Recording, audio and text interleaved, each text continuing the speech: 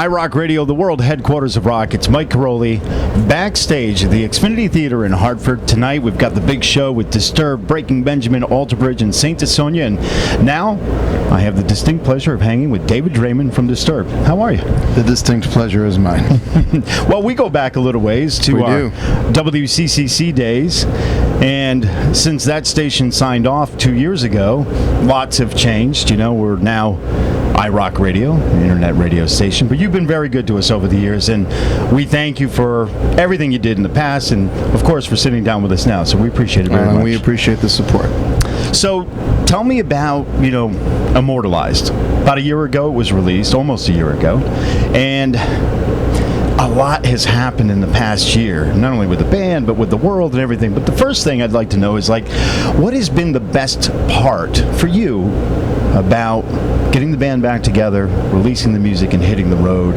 What has been the best part, the most satisfying part of the whole reunion? The shows. Yeah, the live performance. Far and away. In my opinion, we're playing at a level that's unprecedented in our career. Renewed fire, renewed passion, and the chemistry, live chemistry, as well as creative chemistry in general, but particularly live, has been just explosive. So that, for me personally, is the favorite part of all of this. Everything else is always a means to that end. We write, create, to be able to have new tasty tidbits to be able to play in front of the live audience. Sure. That's our addiction. That's what we live for. So what's the preparation like for the live show? Not only just night by night, but even leading up to the tour. What do you have to do physically and as a band to prepare for a tour like this? You gotta try and keep yourself healthy and relatively decent shape. A task that gets more and more difficult the older we all get, and not only is age a factor, but the miles put on the chassis of the individual vehicles that make up this band are hard highway touring miles. So there's a lot of wear and tear. Well, it's certainly not like normal life. No. Doing a 9 to 5 at home somewhere, it's much different. No, this beats the hell out of you for sure. But the rewards far outweigh the sacrifice for sure. Tell me about the last year. Touched on a little bit band-wise, but in the world, the last year has just changed a lot. There's a lot of... And it continues to. There's all kind... Every day there's a new news story. A lot of them are similar. Some of them are different. But being a political season and everything that's going on, how has that affected Disturbed and the touring cycle? Has it affected you with security? Has it affected what you say and do on stage? Maybe the songs you select? How has it affected the band? It's definitely affected us as far as how we view security, no doubt. We take it quite a bit more seriously than we have in the past, given the nature of the current environment.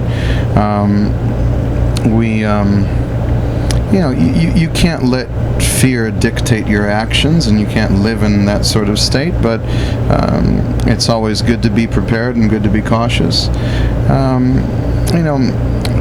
As far as the political environment, it really has no bearing on what we do. There was plenty of political fodder for the taking prior to starting this cycle, things that led up to the creation of this record. It's only gotten more entertaining since. So the circus that is currently ongoing is definitely something that we sit back and laugh, cry, and are terrified by, but it is what it is. That's the spectacle. That's what the media shoves in your face 24/7 when they're not trying to distract you from other important things going on in the world, of course. The nice thing about what we offer to people, and what most bands offer to people, is a little bit of release, a little bit of time away from that, time to disconnect, to have some release, empowerment, a little bit of an escape, and sort of an escape from reality. Sometimes you need to. Oh, for sure. Back to the music. You've had a history of very interesting and very creative selections as far as songs that you've covered. Shout back in the day, Land of Confusion, and now Sound of Silence has taken on a life of its own. For sure. When I first got the album, listening to it, I was literally got goosebumps when I heard your version of the song. Thank you. Very emotional. You brought a song that's many years old, and breathed new life into it in a sense, but still very respectful of the song itself. Take me through the thought process of like how you select the songs you've covered over the years, because they've all been very different from the genre they come from. An eclectic range of material, to be certain. This particular time, it was Mike's suggestion, and as you made note from the past, we've kind of dug into a number of pop hits from the 80s, stuff that's way left of center from what we do with Shout, Land of Confusion, so on and so forth. And so this particular time I suggested, instead of continuing to dig in that particular spot, that we go back a little bit further, and it was actually Mike, our drummer, that came up with the suggestion of Simon and Garfunkel, The Sound of Silence. Simon and Garfunkel was one of the groups that he was raised on, one of the bands that was played in the background while him and his family were doing chores and whatnot. And when he made that suggestion, it immediately resonated with all of us. A daunting task, but one that I think the results definitely justify. For sure. So we were enthralled to have Paul Simon's blessing, and to see the amount of success that the single has seen and that our version has seen is truly humbling and overwhelming. We really did not expect it to be what it has become, and are just blown away, way beyond our expectations.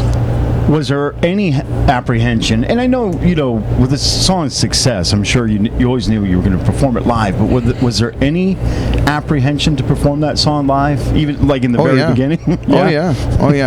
It's challenging. Vocally, instrumentally, we had to figure out how we were going to pull it off instrumentally live, because there's so much going on. So it was a challenge that I think the band was eager to undertake. Dan gets on the piano, Mike gets on the timpanis, John gets on acoustic guitar. I still sing, but definitely a different vocal tonality than people are used to hearing from me. Different technique, one that I hadn't really harnessed for quite some time. Yes, incredibly daunting, challenging task, but one that we were ready to meet head on, and it's turned into easily one of the high points of the set on a nightly basis. Last question, and I'm leading you a little bit because I have somewhere I want to land a little bit. You're going to ask you what are the most interesting or odd, peculiar stages you ever played on? And the lead is it's a show that we did together many years ago. I remember one particular stage that was not level. Yeah, that was the one. Slanted forward. Tiki lights. Yeah. That was one of the more unique ones. It was challenging trying to maintain being upright while we were up there. That wasn't far from here, a place called 125 Riverside Drive, East Hartford, Connecticut. And we still look back at it with a smile on our face. And you were gracious. You guys did the show, full show, on a tiki hut stage. It was quite something. That's a good way of describing it. You've come a long way, and so have we. Thankfully. Hey, thank you very much for all the years, all the music, all the time you've given us. We thank you so much for that, and continued success in anything and everything you do. Thank you for your support, brother. You got it. David Draiman of Disturbed on iRock Radio.